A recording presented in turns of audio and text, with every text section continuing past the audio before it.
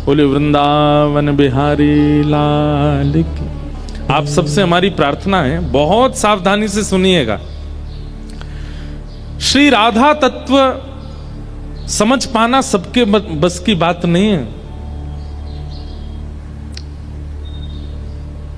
भगवद रसिक रसिक की बातें रसिक बिना को समझ सके ना। ये रस की बात है। हमें क्षमा करें, मंच पर हमारे चारों आचार्य जन विराजमान हैं, यहां पर सब गुरुजन बैठे हैं, लेकिन महाराज जी एक बार को वेद भी समझ में आ जाएगा, एक बार को व्याकरण भी समझ में आ जाएगी, एक बार को मीमांसाएं भी समझ में आ जाएंगी, लेकिन श्री किशोरी जी के तत्व को समझना सबके बस की बात नहीं।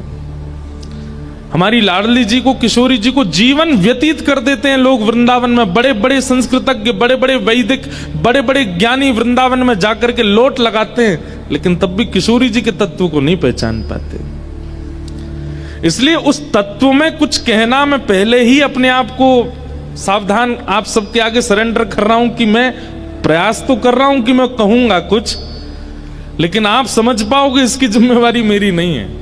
और दिन की कथाओं की मैं जिम्मेवारी लेता हूं, लेकिन किशोरी जी के तत्व को तो कोई प्रेमी ही समझ सकता है, कोई प्रेम भाव ही समझ सकता है। इसलिए आज ज्ञानी, वैरागी, विरक्त होकर के मत बैठिएगा, आज तो प्रेमी बनकर के बैठो। किशोरी तो रे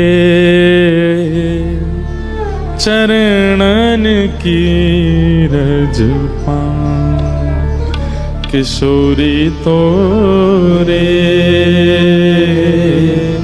चरणन की रज पाऊं। बैठी रहूं कुंजन के कोन, बैठी रहूं कुंजन के कोने, श्याम राधिका गाऊं, श्याम राधिका गाऊं। किशोरी तो रे चरणन की रज पाऊं, किशोरी तो रे चरणन की रज पाऊं। तो श्रीमन नारायण भगवान, अब बिल्कुल प्रारंभ से सुनिए, वही श्रीमन नारायण साक्षात श्री कृष्ण रूप में प्रकट हुए। उन्हीं श्री कृष्ण की तीन प्रधान शक्तियां हैं। भगवान श्री कृष्ण की तीन प्रधान शक्तियां हैं। एक है स्वरूप शक्ति, दूसरी है तटस्था शक्ति, और तीसरी है माया शक्ति। सबसे पहली स्वरूप शक्ति, दूसरी तटस्था शक्ति और तीसरी माया शक्ति। माया शक्ति किसको कहते हैं?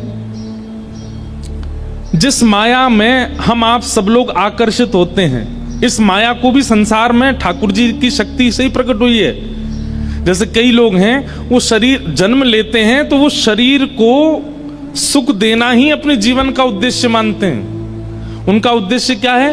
हमें खाना है, हमें सोना है, हमें ऐसा पहनना है, ऐसा पीना है। वो कहीं ना कहीं शरीर की इच्छा पूर्ति में ही अपना जीवन व्यतीत कर देते हैं। क्यों? क्योंकि उन पर माया शक्ति का प्रभाव होता है, उनके ऊपर माया शक्ति है, वो भी भगवान का स्वरूप है। अगर माया शक्ति नहीं होगी तो संसार कैसे चलेगा? गाड़ियों का शौक होना, फोन्स के शौक होना, बड़े बड़े ऐशो आराम होना, अपने सुख के लिए कुछ भी खाना, कुछ भी पहनना, कुछ भी पीना, कहीं भी घूमना, कहीं भी जाना, किसी से भी संबंध बनाना, ये सब माया कराती है। और ये भगवान की शक्ति है, माया शक्ति। सब लोग बहुत सावधानी से सुनो। अच्छा, एक बात मैं कह दूं, ये माया शक्ति में, माया शक्ति की कृपा जिनके ऊपर होती है वो दत्त धाम में नहीं रह सकते। माया शक्ति वाले दत्त धाम में नहीं रह सकते। क्योंकि यहां तो देहाभिमान शून्य होना पड़ेगा, यहां तो देह के अभिमान से परे होना पड़ेगा, तभी आप यहां निवास कर सकते हो। तो भगवान की तीसरी शक्ति माया शक्ति, ये संसार के प्रति आकर्षण करने वाली ये माया शक्ति है। दूसरी ठाकुर जी की होती है तटस्था शक्ति। ये तटस्था शक्ति कौन सी होती है? जैसे मेरे सामने आपने बहुव्यंजन रखे और मेरे सामने दूसरी तरफ आपने सूखी दाल और रूखी रोटी रखी। एक तरफ बहुव्यंजन है और एक तरफ सामान्य भोजन है। दोनों को पाने की सामर्थ्य मेरे पास है, लेकिन मैं क्या पाता हूं यह मेरे ऊपर निर्भर करता है। सामर्थ्य दोनों पाने की है, मैं बहुव्यंजन भी पा सकता हूं, मैं सामान्य रोटी सब्जी भी पा सकता हूं, लेकिन मेरी इच्छा किस तरफ जाती है वो मेरे ऊपर निर्भर करता है। आंखों को देखने की, कानों को सुनने की, नासिका को सूंघने की, जीभ को चखने की, हाथों को पकड़ने की, पैरों को चलने की, त्वचा को स्पर्श की, ये सब शक्तियां जो हैं ठाकुर जी हम सबको शक्ति युक्त करके भेजते हैं, तटस्था शक्ति। लेकिन उससे उपभोग क्या करना है ये हमारे ऊपर है। हमारी सर्वांगीण इंद्रियों को जो शक्तियां उपभोग करने की प्राप्त होती हैं ये तटस्था शक्ति है। कई लोग महाराज जी ऐसा कहते हैं कि सब भगवान की कृपा से होता है, तो क्या व्यक्ति पाप भी ठाकुर जी की कृपा से ही करता है? व्यक्ति के चित्त में बैठ के ठाकुर जी पाप करवाते हैं?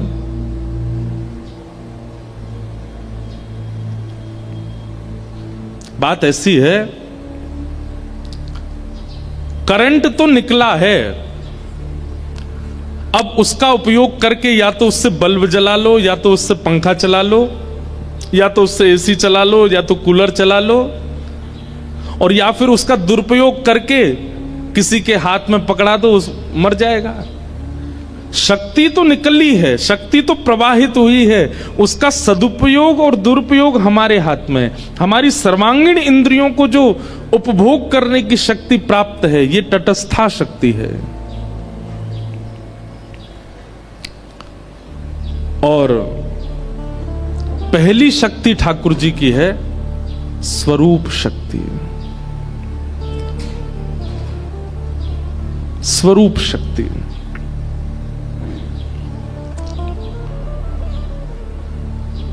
जहां स्वरूप में नाम, रूप, लीला और धाम चारों आते हैं।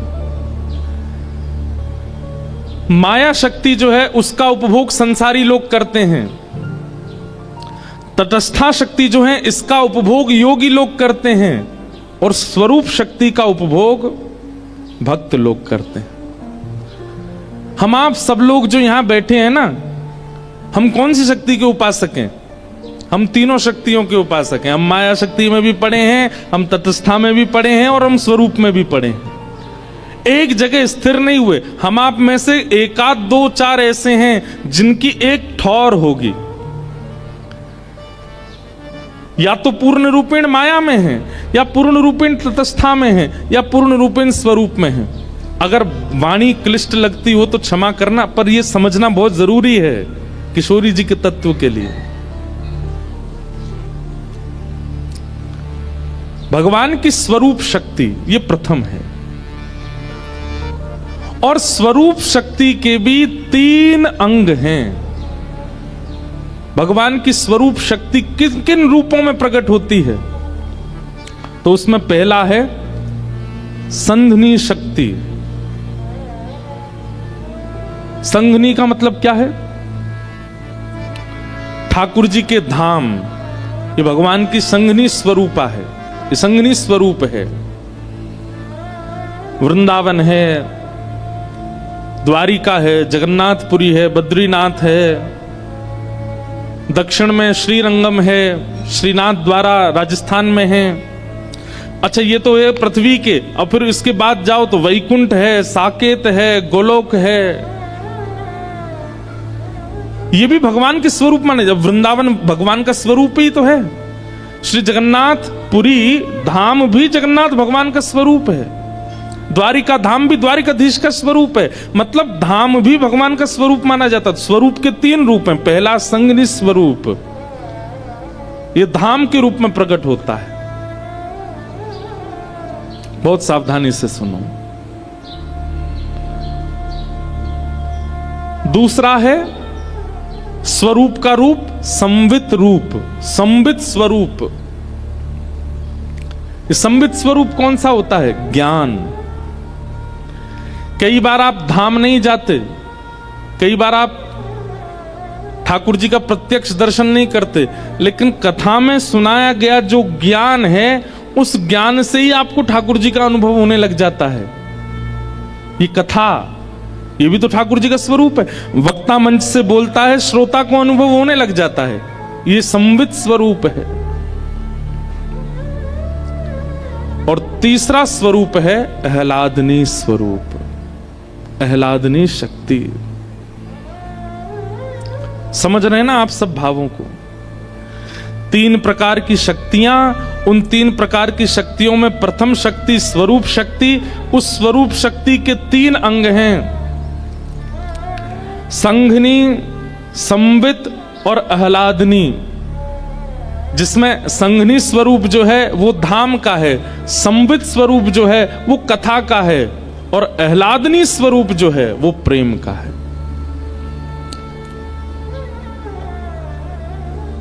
कई लोग अपने जीवन में नाम जप धर्म केवल इसलिए करते हैं क्योंकि उनको धाम चाहिए। हमें वैकुंठ जाना है, हमें गोलोक धाम जाना है, हमें साकेत जाना है। वो अपने जीवन को पुण्यमय बना के रखते हैं ताकि मृत्यु के बाद उनको भगवत धाम की प्राप्ति हो जाए। वो ठाकुर जी के किस स्वरूप के अधिकारी हैं? संघनी स्वरूप। पाप मत करो, दुराचार मत करो, ऐसा व्यवहार मत करो, अरे जीवन में कोई ऐसी क्रिया मत करो कि तुम वैकुंठ जाने से वंचित हो जाओ। ये संघनी स्वरूप के उपासक हैं। कई लोग संवित स्वरूप के उपासक हैं, उनको वैकुंठ जाने से इतना प्रलोभन नहीं है, उनको साकेत की इच्छा नहीं है, उनको गोलोक धाम जाने की इच्छा नहीं। उनके लिए क्या है? बोले पृथ्वी पर हमारा जन्म हुआ, यहीं कथा भागवत कीर्तन और उत्सव करके यहीं वैकुंठ प्रकट कर लो, यहीं साकेत का अनुभव कर लो, यहीं गोलोक धाम का अनुभव कर लो।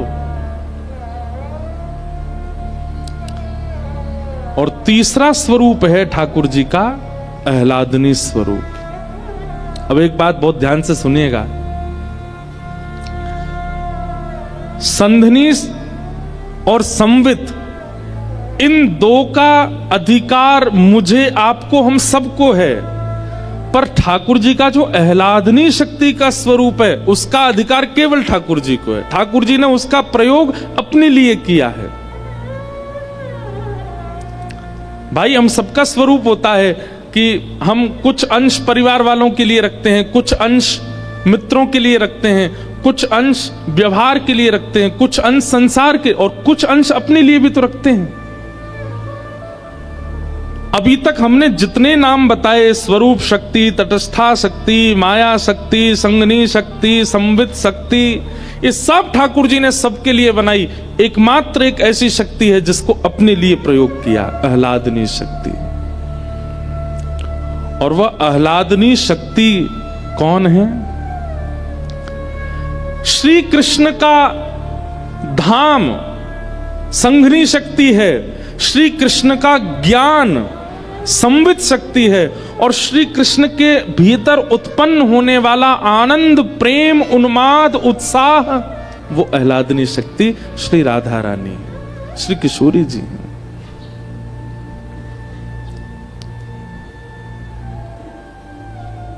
आपके चित्त में आनंद उत्पन्न होता है तो आप क्या करते हो? आप उसको हंस करके प्रकट कर देते हो, आप उसको नाच करके प्रकट कर देते हो, आप उसको खेल करके प्रकट कर देते हो, आप उसको तैयार होकर प्रकट कर देते हो, आप कुछ बना करके प्रकट कर देते हो। ठाकुर जी के चित्त में जब आनंद उत्पन्न हुआ तो ठाकुर जी हंसे नहीं, नाचे नहीं, ठाकुर जी ने कुछ बनाया नहीं, कुछ गाया नहीं, अपने उस समस्त आनंद को, जो नाचता भी है, जो गाता भी है, जो हंसता भी है, जो श्रृंगार भी करता है, जो सब प्रकार से आकर्षक है, ठाकुर जी का वह हृदय का आनंद ही किशोरी जी के रूप में प्रकट हो गया। आपका आनंद आपसे विलग नहीं होता, आपका आनंद आप में ही दिखने लगता है, पर ठाकुर जी का आनंद विलग होकर के सन्मुख प्रकट हो गया। वो किशोरी जी हैं, वो श्री राधा रानी है, वो ठाकुर जी की आह्लादनी शक्ति।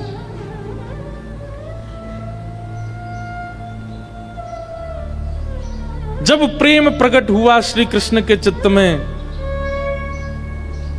तो निकुंज में बैठे हुए श्री श्याम सुंदर मन में विचार करने लगे, अब इस प्रेम को कैसे व्यक्त करूं?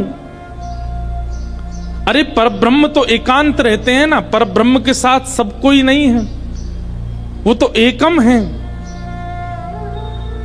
तब एकम ठाकुर जी के चित्त में जब प्रहलाद आनंद का वह उन्माद उत्पन्न हुआ, तब श्री ठाकुर जी ने मन में विचार किया, इसको व्यक्त कैसे करूं, इसको प्रकट कैसे करूं?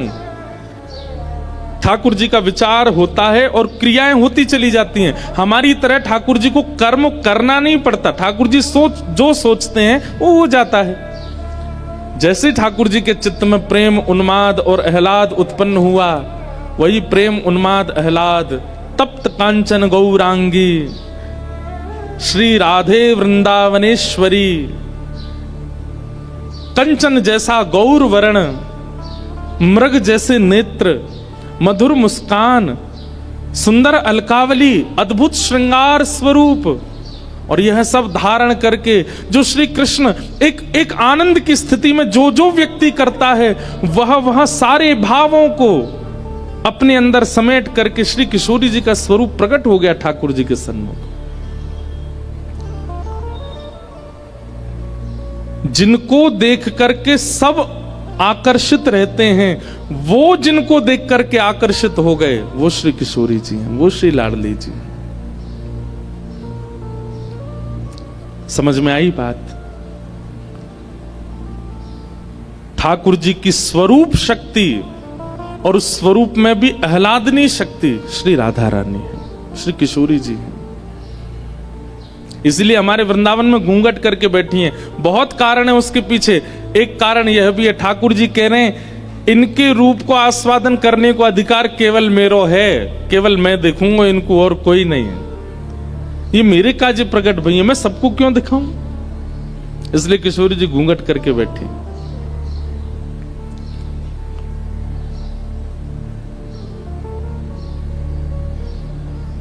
किशोरी जी का प्रादुर्भाव निकुंज में हुआ। अच्छा, हमारी श्री लाडली जी का प्राकट्य बरसाना में हुआ, ये बाद की बात है, पर श्री किशोरी जी और ठाकुर जी इन दोनों की लीला निकुंज में तो कल्प कल्पांतरों से चल रही है, आज से नहीं चल रही है। महादेव किसका ध्यान करते हैं? ब्रह्म बैठ करके किसका चिंतन करते हैं? ये इंद्र कभी कभी तपस्या करने बैठता है, किसका चिंतन करता है? क्यों? नारायण तो इनके सामने है, भगवान तो इनके सामने साक्षात बैठे हैं, इनको चिंतन करने की आवश्यकता क्या है? मानव ध्यान करता है, मानव तपस्या करता है, ये बात समझ आई, पर देवता भी तपस्या करते हैं, वे भी ध्यान में जाते हैं। वो किसका ध्यान करते हैं? वो अपनी ध्यान धारणा समाधि के साथ उसी निकुंज में प्रवेश कर जाते हैं जिस निकुंज में श्री प्रिया प्रियतम विराजमान है।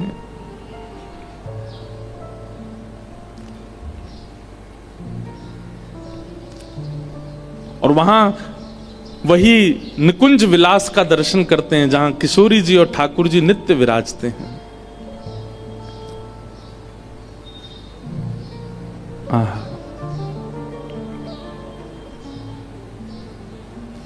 श्री कृष्ण पूरे जगत को आनंद देते हैं, पर श्री कृष्ण को आनंद देने वाली श्री राधा रानी है। श्री कृष्ण को आनंदित करने वाली श्री किशोरी जी हैं, श्री लाडली जी हैं। निकुंज में ठाकुर जी के चित्त से किशोरी जी प्रकट हुई।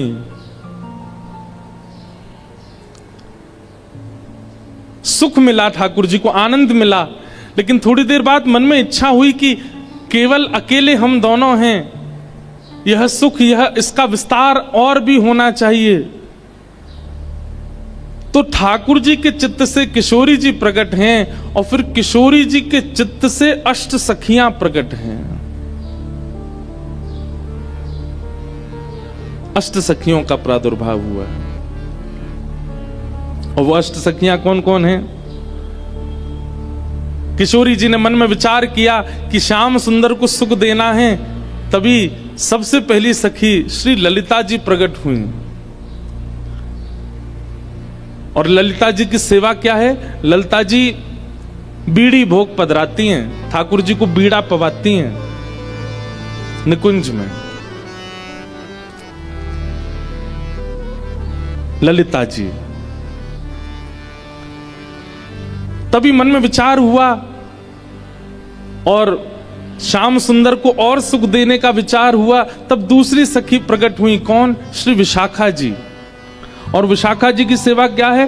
ठाकुर जी को वस्त्र धारण कराना, अलंकार धारण कराना, इसकी सेवा श्री विशाखा जी की है। और विचार किया तब किशोरी जी के चित्त से तीसरी सखी प्रकट हुई, श्री चित्रा जी।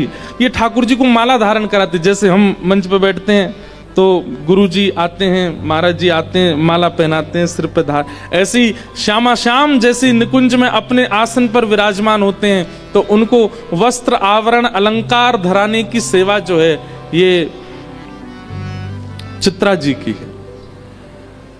ये चित्रण करती हैं कि आज निकुंज में श्यामा श्याम ऐसे दिखने चाहिए, तो वैसे वस्त्र, वैसे आभूषण, वैसी माला उसका चिंतन करके लाती हैं और श्री ठाकुर जी को धारण कराती हैं। और भी कई सेवाएं हैं इनकी।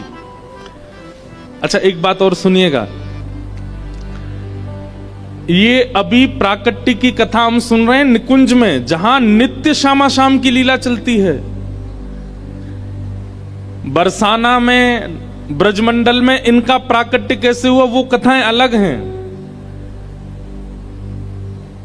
ये समझ लीजिए कि नित्य विहार करने वाले श्री प्रिया प्रियतम हम जीवात्माओं पर कृपा करने के लिए ब्रजमंडल में प्रकट हुए, फिर उस प्राकट्य की कथा अलग है।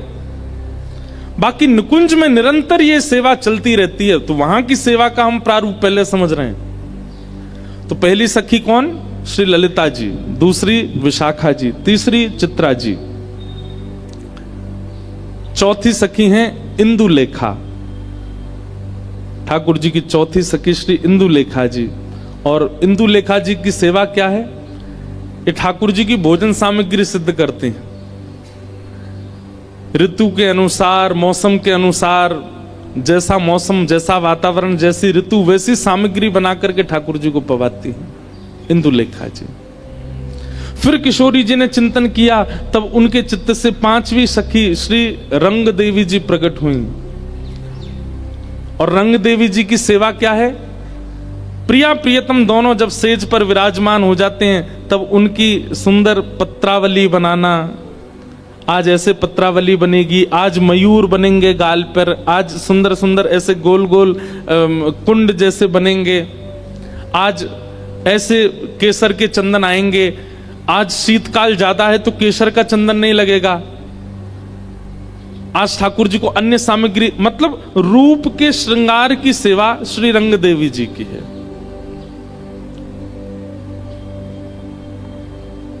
आहा। छठवीं सखी हैं श्री तुंग विद्या जी। और तुंग विद्या जी की सेवा क्या है? जब प्रिया प्रियतम दोनों श्रृंगार करके सेज पर विराजमान हो जाते हैं, तब उनके सम्मुख नृत्य करना, गान करना, सुंदर सुंदर राग रागनियों को प्रस्तुत करना, विविध विविध प्रकार के नृत्यों को तैयार करके श्री प्रिया प्रियतम का विलास करना, ये तुंग विद्या जी की सेवा है। किशोरी जी के चित्त से फिर सातवीं सखी प्रकट हुई, जिनका नाम है चंपक लता। चंपक लता जी की सेवा क्या है? चंवर उड़ाना, ग्रीष्म ऋतु में पंखा करना। ये सिंहासन के पीछे खड़ी रहती हैं, वहां खड़े खड़े श्री प्रिया प्रियतम को केवल पंखा जलती रहती हैं, चंवर उड़ाती रहती हैं। उनके सुख का विचार करती हैं। ऋतु के अनुसार जो होना, अब जैसे सर्दी आ जाती है तो सर्दी में क्या करती हैं, सिगड़ी सिद्ध करके लाएंगी, कोयला जला करके सिगड़ी करके फिर वो सामने रखेंगी। मतलब उनके अंग को अनुकूल वातावरण प्रदान करना, ये इनकी सेवा है। और फिर किशोरी जी के चित्त से 8वीं सखी प्रकट हुई, सुदेवी जी।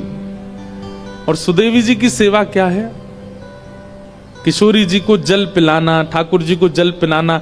गर्मी है तो मिट्टी के बर्तनों में जल रखना, सर्दी है तो स्वर्ण पात्र में जल रखना, बारिश का मौसम है तो फिर जल में केसर डालना, उसमें थोड़ी कपूर, थोड़ी सी मिश्री पधरा देना, उसको शरबत का रूप दे देना।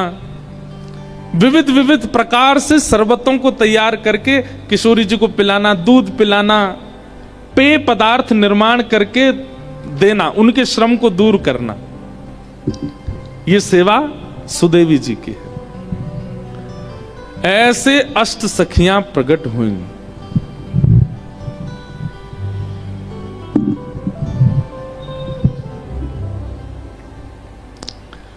ये अष्ट सखियां प्रकट हुई। और महाराज जी इतना ही नहीं, फिर इन 8 की एक एक के चित्त में से 8 सखी और प्रकट हुई। जैसे ललिता जी की 8 सखियां और हैं। भैया यानी ठीक करवाओ।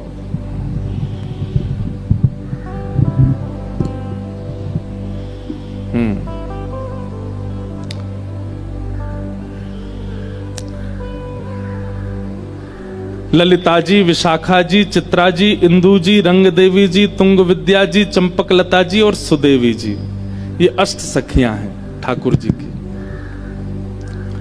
ये सब कहां से प्रकट हुई, किशोरी जी के चित्त से इनका प्रादुर्भाव हुआ। अब इसकी मूल बात को मत भूलिएगा, ये सब हैं कौन, श्री राधा रानी से लेकर के सुदेवी तक, ये सब ठाकुर जी की स्वरूप शक्ति है। और इस स्वरूप शक्ति का प्रादुर्भाव आह्लादनी शक्ति से हुआ। स्वरूप शक्ति की भी 3 शक्तियां, जिनमें 2 सबके लिए हैं और 1 ठाकुर जी के अपने सुख के लिए है, अपने आनंद के लिए है, अपने विलास के लिए है।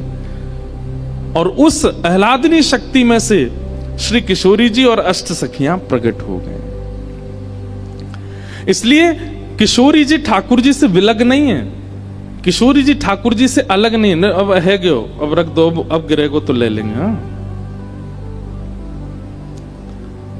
ठाकुर जी से विलग नहीं, ये एक ही है। ये अष्ट सहेलियां हैं किशोरी जी की, ललिता, विशाखा, चित्रा, इंदु, रंग देवी, तुंग विद्या, चंपक लता और सुदेवी। इन सब का प्रादुर्भाव किशोरी जी के चित्त से हुआ। ये निकुंज की लीला है। फिर इन्हीं में 8 मंजरियां प्रकट हुई, जो कि गौड़िया वैष्णव संप्रदाय की मुख्य मानी जाती हैं। जैसे हमारे यहाँ हमारे हरिवंशियों में, हरदासियों में सखियां प्रधान हैं, सहचरियां प्रधान हैं, ऐसे ही गौड़िया वैष्णव संप्रदाय में वहां मंजरियां प्रधान हैं।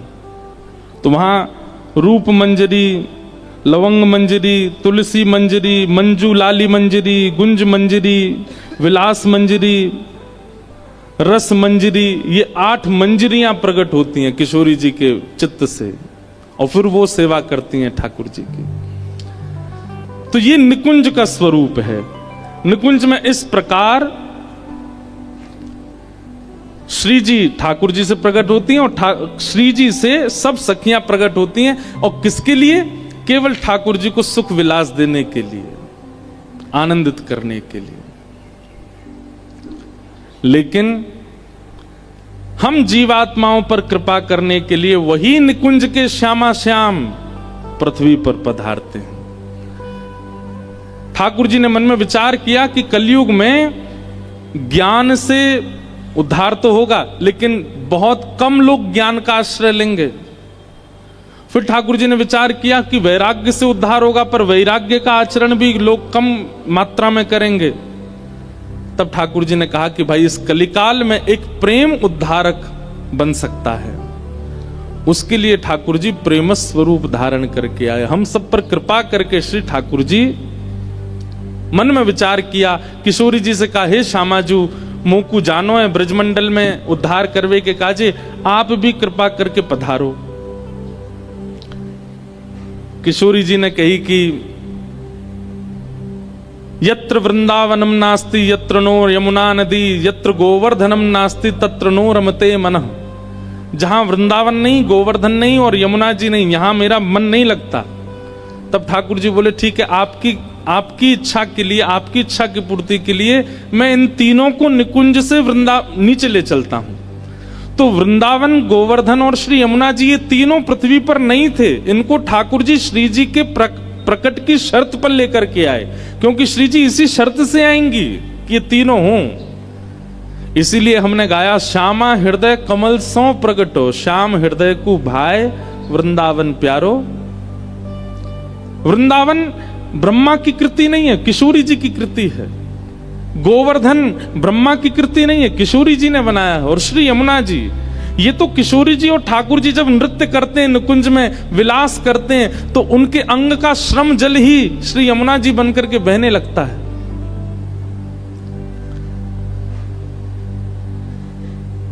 तीनों को ठाकुर जी लेकर के पृथ्वी पर आए और किशोरी जी से कहा, अब आप भी कृपा करो। किशोरी जी बोली, पहले आप प्रकट है जाओ, फिर हम आएंगे। अब देखो यहां पर भी दो पक्ष हैं। कई जगह ऐसी मान्यता है कि किशोरी जी 1 वर्ष बड़ी हैं ठाकुर जी से,